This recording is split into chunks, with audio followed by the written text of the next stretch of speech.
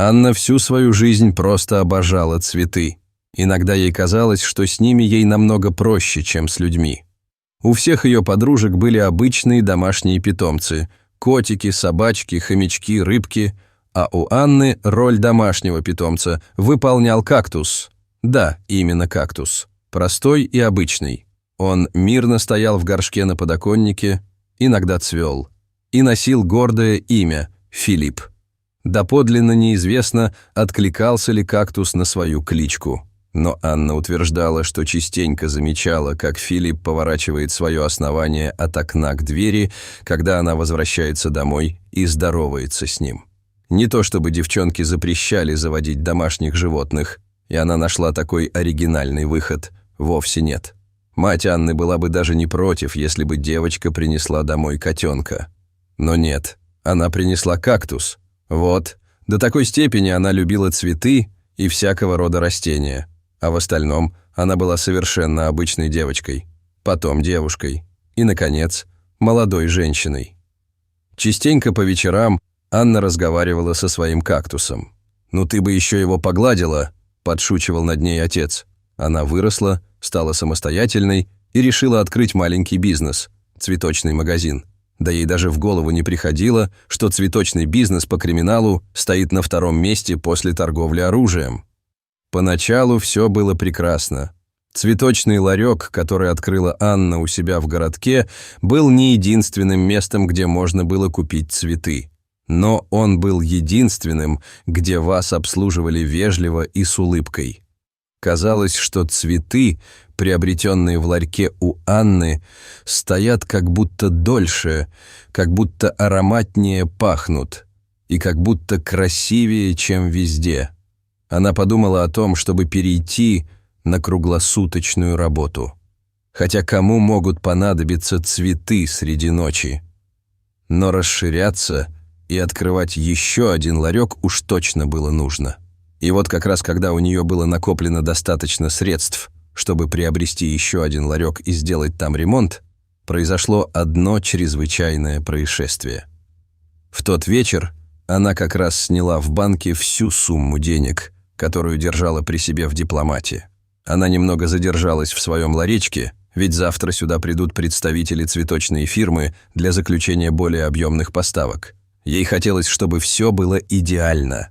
И сразу после их визита она собиралась отправиться к нотариусу, заключать сделку о покупке.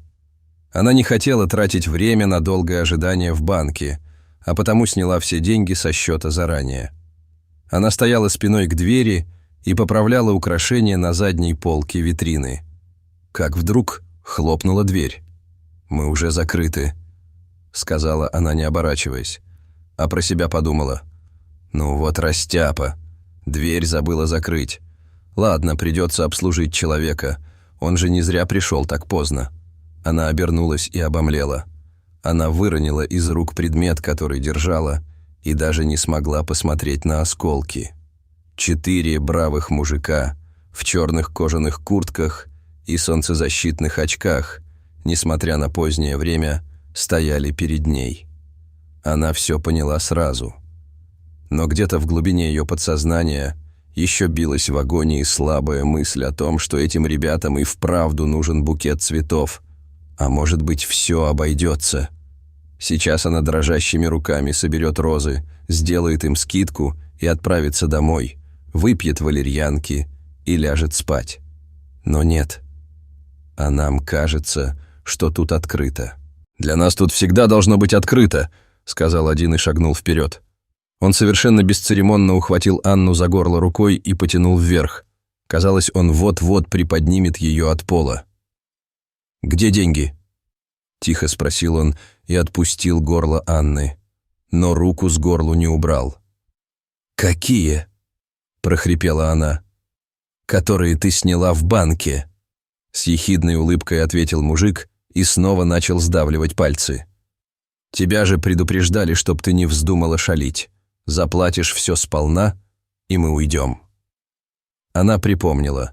Как раз недавно она получила странное письмо с требованием не расширять свой бизнес, а иначе... Она уже не помнила, что там было. Иначе. Она решила, что это какой-то розыгрыш, и выкинула послание в мусорку. «Я ничего и никому платить не собираюсь», — сказала она вдруг и сама оторопела от собственных слов, как будто в нее кто-то вселился, как будто она не сама произнесла эти слова. Женщина испугалась и удивилась одновременно. «Что? Я не понял», — рассвирепел бандит. «Я ничего платить не буду», — повторила она и снова перепугалась. «В машину ее, а тут все перешерстить», — скомандовал бандит и толкнул Анну к остальным. Двое мужиков вытащили ее из ларька и затолкали в машину. Потом один из них вернулся к остальным. Она видела сквозь окна в машине витрину своего магазина, как там крушат все ее труды и старания. Больше всего ей было жаль цветы, которые выбрасывались из ваз и топтались ногами. Зачем? Просто так из злобы. Ведь и дураку понятно, что деньги не могут лежать в вазе для цветов, тем более с водой. «А как же Филипп? Мой бедный кактус!» мелькнуло в голове у Анны. Они столько лет были вместе. Она растила его с самого детства, и вот теперь слезы покатились у нее из глаз. Но где-то в глубине души она понимала, что даже если она бы отдала им деньги, они все равно бы разгромили. Я весь ее ларек просто так, потому что они хулиганы. Когда остальные вернулись, машина тронулась, и Анна мысленно прощалась с жизнью. Сейчас ей было уже не до кактуса. «А что, Иван, как там твоя конюшня, цела еще?» — спросил один из парней. «Стоит, чего ей сделается. Лошади рожают, а жеребцы их шпырят». Он громко рассмеялся. «Да ладно, а нет ли часом случного жеребца?» «Сейчас?» — спросил тот, который завел разговор. «Имеется такой?» — ответил хозяин конюшни. «Итак, может, забросим нашу девочку к нему в загон, а заодно посмотрим, как он будет с ней веселиться». В это время парень посмотрел на Анну и, недвусмысленно облизнувшись, провел рукой по ее лицу. На ферму, где была конюшня, приехали под вечер. Издалека было видно небольшой загон, которым резвился довольно крупный молодой жеребец. Мужики подтолкнули Анну к забору. «Устроишь нам зрелище, может, и оставим тебя в живых», — сказали они. «И какое зрелище? Вы в своем уме? Он же меня затопчет. Просто.